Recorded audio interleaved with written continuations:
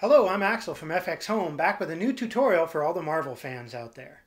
Today we're looking at building a sonic blast effect like the ones created by Wakanda's Vibranium weapons. Specifically, I based this one off the Vibranium Gauntlets Shuri used in Black Panther. This effect uses the particle simulator, so if you're using HitFilm Express, make sure you're upgraded to version 9.1 or later so you can follow along. If you're considering purchasing the 3D Particles add-on pack for HitFilm Express, then today is your lucky day. We have posted a voucher code in the description of this video, and the first 20 people to use it will save 50% on the 3D Particles pack. This tutorial will focus on the first half of that scene and creating the actual sonic blast beam.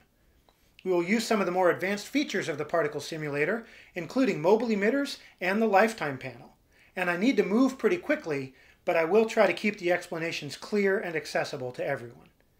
Download the footage from the link in the description, and let's jump in. So, in HitFilm, right-click the imported video and make composite shot to create a new timeline. Find the frame where the gun starts to recoil. That is where we want to start the effect. In the effects panel, find the particle simulator. This is a 3D effect, and therefore it creates its own layer. So we will drag it onto the timeline above the video, starting at the playhead, then rename the layer Sonic Blast. The default particle system is just white dots flying out from the center, so now we need to set it up. Adding textures to the particles can increase rendering times, so it's a good idea to dial in the movement first before we take care of the final look and detail. In the controls, the base level of a particle effect is the emitter. This defines where and how the particles are created. There are several emitter shapes, but we are going to stick with the default point shape, which just assigns a specific point from which the particles will originate. On the first frame of the effect, adjust the position of the point so it aligns with the muzzle of the gun. Next, we can adjust the pattern in which the particles travel, in the trajectory. The default random sends particles in every direction, but we will use cone, which sprays them out in a specific direction, sort of like a can of spray paint. Radius sets the width of the cone. We want a straight line, so set radius to 0 so there is no variance in the particle direction. Advance to the last frame so we have a string of particles, then open the particle system movement controls and increase the speed until the particles pass the edge of the frame. I'm working with 4K video, so around 6,000 is good, but you may want to set it lower if you have a project where you're using lower resolution video.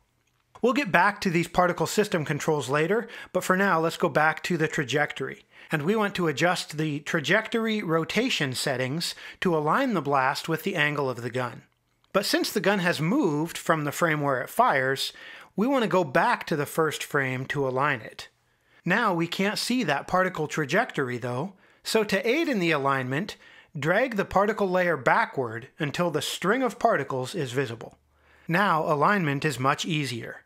The y-axis is the vertical axis in HitFilm, so rotation y is the main adjustment for the alignment. Once alignment is good, move the start of the layer back to the playhead. With the emitter set up, we move on to the beam itself.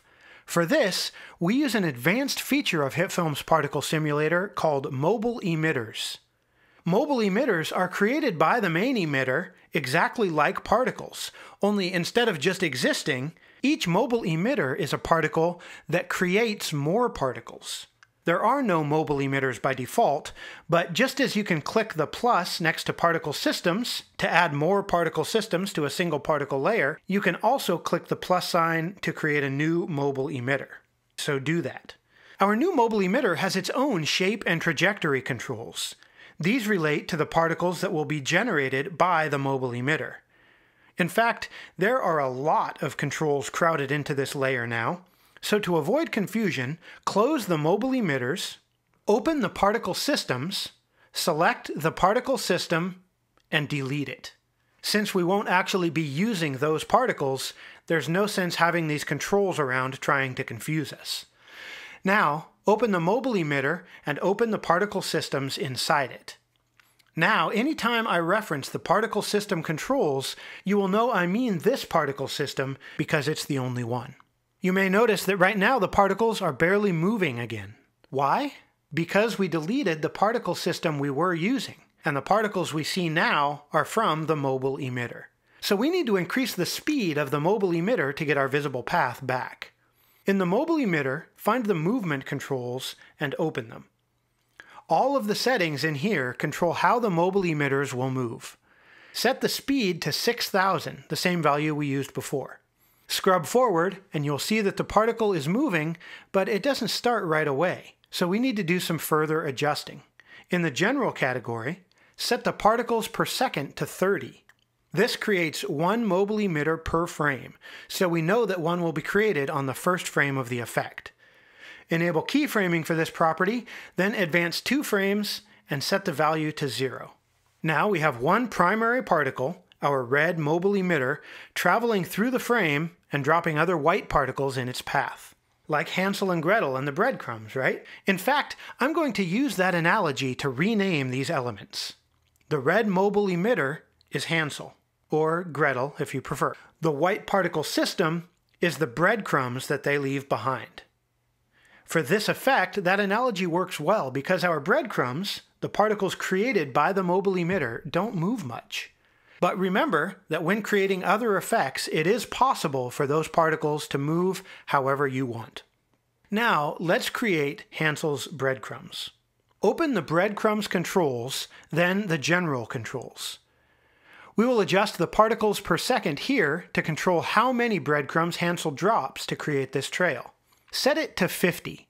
In the movement, the speed of these particles is 50, which is fine. They aren't completely stationary, but they don't move much. So, there is the movement of our effect.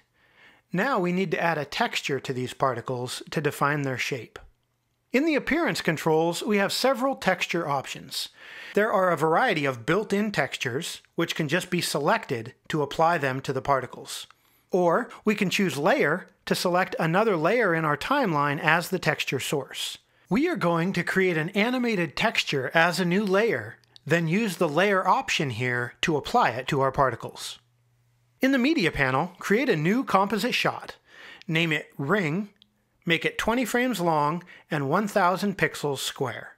If you wanted to keep on with our analogy, you could name this Crumb, but I don't think that is necessary. Create a new white plane in this comp. The name of the comp was perhaps a hint that the basic shape of this texture will be a ring. So select the elliptical mask tool and then start just inside of the top corner and drag an ellipse while holding Shift to constrain it to a perfect circle. Drag almost to the opposite corner so the reveal around the edge of the mask is consistent, and release.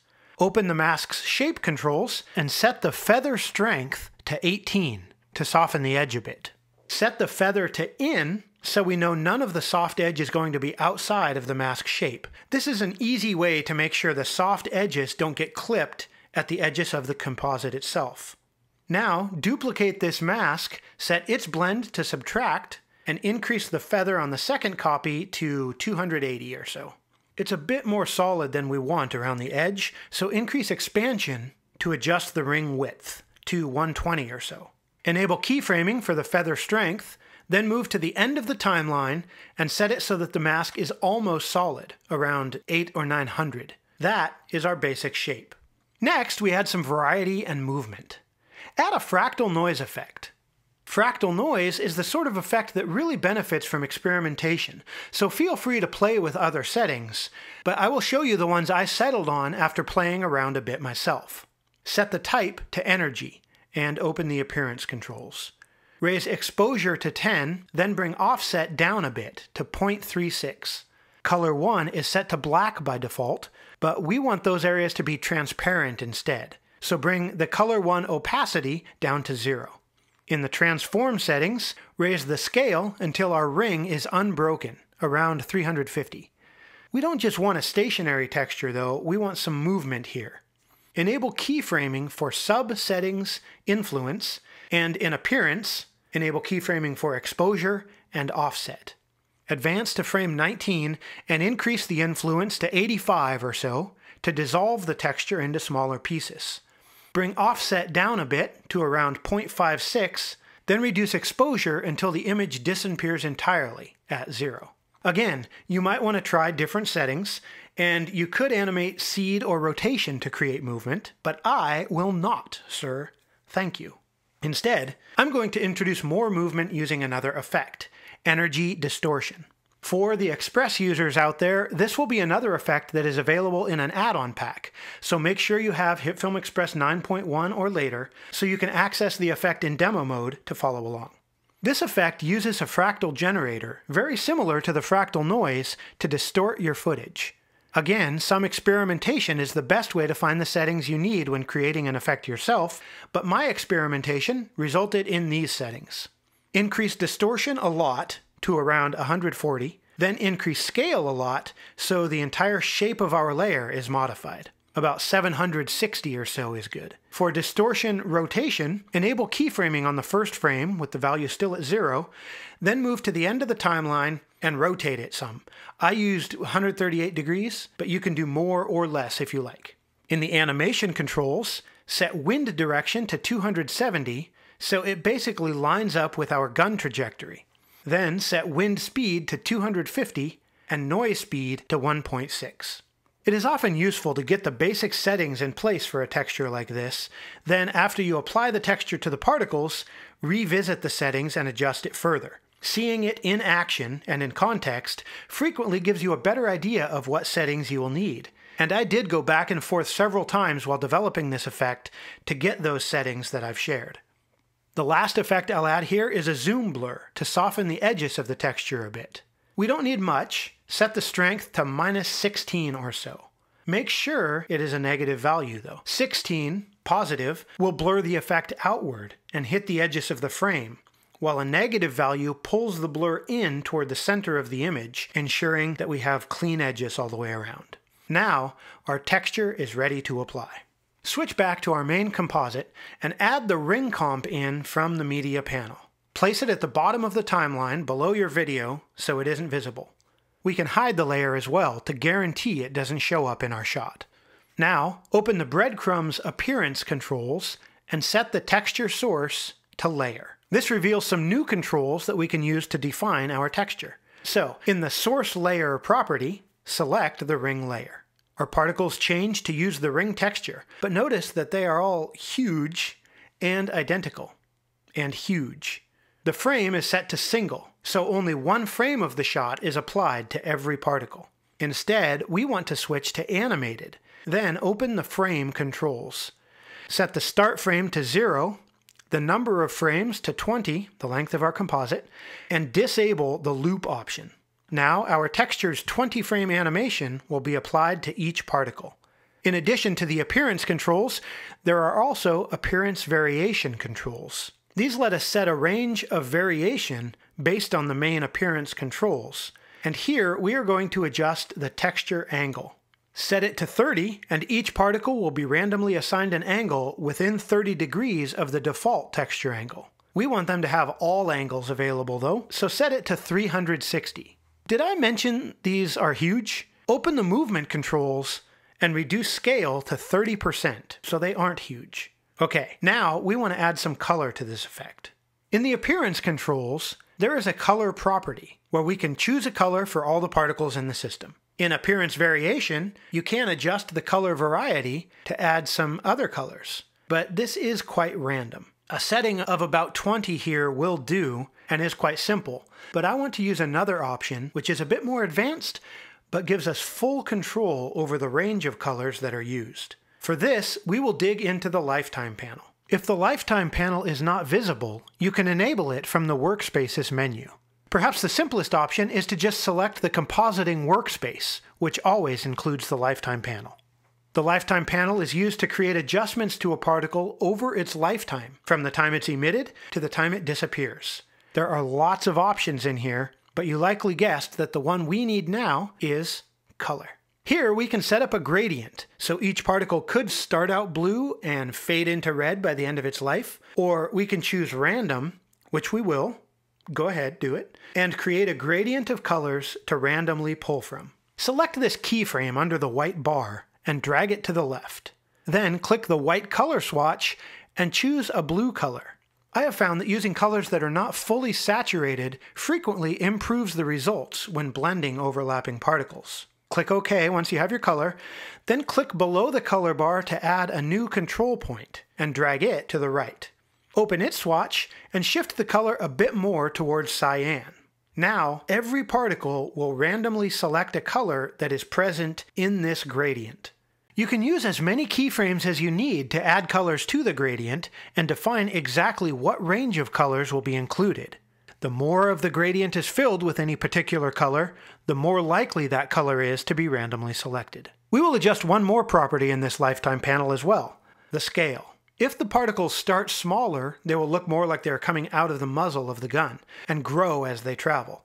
So select the scale property, and for this one we get a value graph rather than a gradient. Click the first preset, then select the keyframe at the start. Underneath we have two values, where in the particle's life the keyframe is, which we will leave at 0, and the scale at that point, which we will set to 33. The second keyframe we will leave at its default values, 100% scale at the end of the particle's life. Back in the appearance controls, change the blend mode of the particle to add. This intensifies the color in areas where the particles overlap and gives a more energetic appearance. Now, remember Hansel, our mobile emitter? He is still a red dot, leading the way for our cool particles. Let's set him up now. We could just set opacity of the mobile emitter to 0, so it's not visible, and we get only our particles. But I want it to be visible because Hansel is moving very quickly, so once he is set up, we can use motion blur to add some great movement to the effect, which makes it look more powerful. Even though the particles don't move much, we want the effect to feel like a fast, powerful beam is traveling through the frame, and the motion blur of the mobile emitter will accomplish that. We will set this up very similarly to the breadcrumbs particle system. First, close the particle systems controls so we don't get confused between the multiple appearances and movements and so forth. Then, in Appearance for the mobile emitter, set the texture source to Layer, choose the ring layer, and select Animated. Rather than using the same animation though, set Start Frame to 6, End Frame to 9, and keep Loop enabled. Now it will just loop those 3 frames, where the texture has the most bulk, over and over. It's moving so fast that we won't see the loop, but each frame will be different than the one before and the one after, and we'll get plenty of blur because the texture is fairly opaque in those frames. Choose a blue color here, and change the blend mode to Add. We don't need to use the lifetime randomization since there's really only one particle. Set color variation to 15%. In the movement, set the scale to 20%. Now we need to do some lifetime panel adjustments. It's important to remember that the contents of the lifetime panel are based on what you have selected in the controls panel. If you select breadcrumbs, you get a completely separate set of lifetime controls than if you select Hansel. Every particle system and every mobile emitter has its own lifetime controls. If you aren't sure which one is selected, you can check the top of the lifetime panel to see. So, select Hansel. Then click the lifetime panel and choose Scale. Note that Hansel is now listed at the top of the panel, confirming it is active.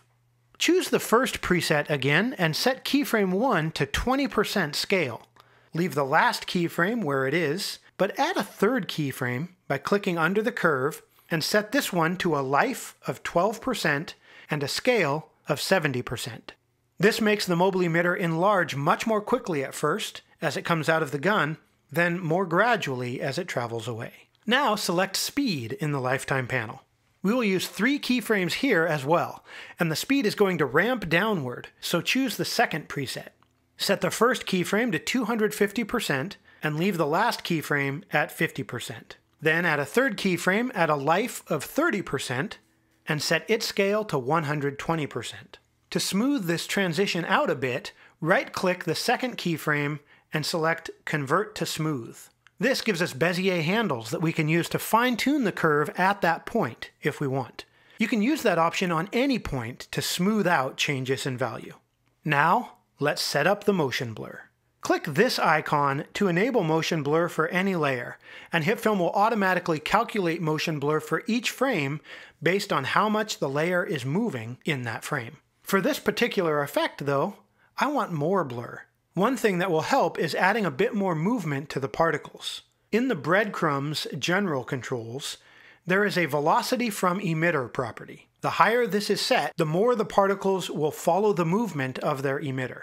Turn this up a bit until we get a pleasing amount of blur, around 25%.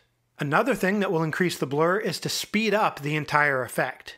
But at this point, we have speed for Hansel, speed for breadcrumbs, plus speed curves in the lifetime panel, and we don't want to change them all. But we don't have to.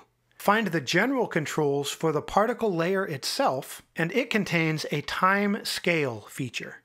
Turn that up to 150%, and the entire effect will play 1.5 times faster than before. Simple as that. With the particles moving faster, we get more blur, but they aren't quite as present as I'd like.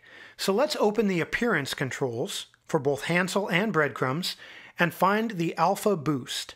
The alpha channel of the particles is what defines their transparency.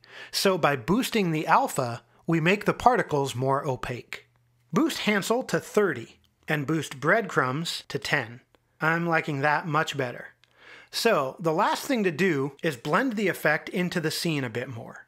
For that, we will use the displacement effect. Add the displacement effect to our video layer, not to the particles. Then in the controls, set the source layer to Sonic Blast. Set horizontal displacement to alpha and the max horizontal displacement to 250 or so. Use the same settings for the vertical, alpha, and about 250. This distorts the background behind the effect, giving it a bit more depth and interaction with the scene. I think the angle of the blast needs adjusted a bit more. I may have been off a bit with my original adjustment, so open the trajectory for our main emitter and bump the rotation Y to 78. That looks much better. With the effect coming a bit more toward the camera, it lines up with the gun better, and we also get more overlap of the rings, which fills the effect in nicely. And that finishes off our shot. Here is what we end up with. Hopefully this serves as a helpful introduction to particles for some of you that are new. There is a lot of power in the particle simulator that we didn't even mention here, but this should help you find your way around the basics and give you an idea of the possibilities so you can start playing with the effect a bit more. If you're using HitFilm Express, don't forget that the first 20 people to use the code in the description can buy that add-on pack at half price. It's first come, first serve, so act fast to get in on that. Thank you all for watching, and I'll catch you next time.